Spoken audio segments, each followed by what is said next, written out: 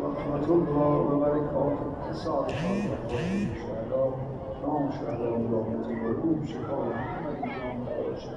حوادث صلوات